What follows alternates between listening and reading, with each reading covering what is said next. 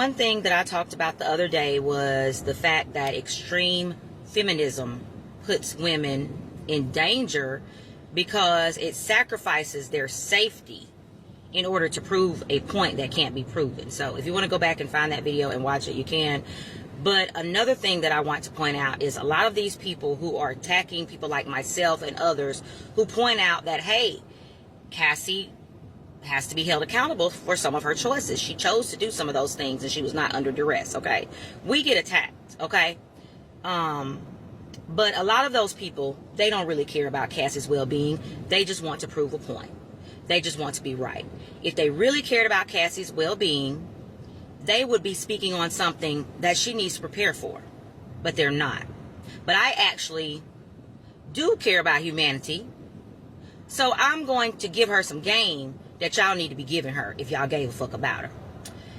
Cassie needs to prepare for the possibility of Alex leaving her, okay? Y'all can sit around and y'all can listen to these women online cackling, talking about, yeah, Alex a strong man. He a good man. He's securing his manhood, and that's why he gonna stay with her. Okay. Even with all of that being said, there is only so much ridicule a man can take. Okay? That's a fact. I don't even know where the argument is. I think that women want men to be Captain Save them because it actually reflects their own circumstance. Their own bad decisions on a regular basis of choosing the wrong man, having children out of wedlock, getting involved with people that they shouldn't have been involved in, and then being saved, knowing that that's not something that they would ever in life tell their sons to do. You would never tell your son to go and put himself in a situation where he's being cheated on after getting into a situation where he knew that she was out here being crazy and promiscuous.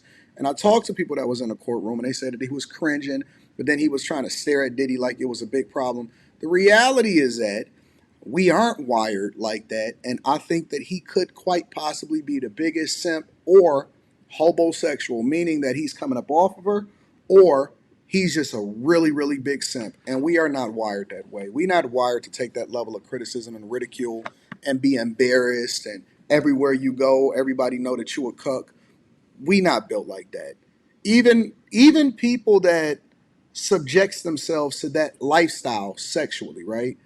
They are not built for the public criticism, even if they do certain things in private. And he will always be embarrassed. He will always be known as a guy that took second servings. He will always be known as a guy that's finishing another man's save game.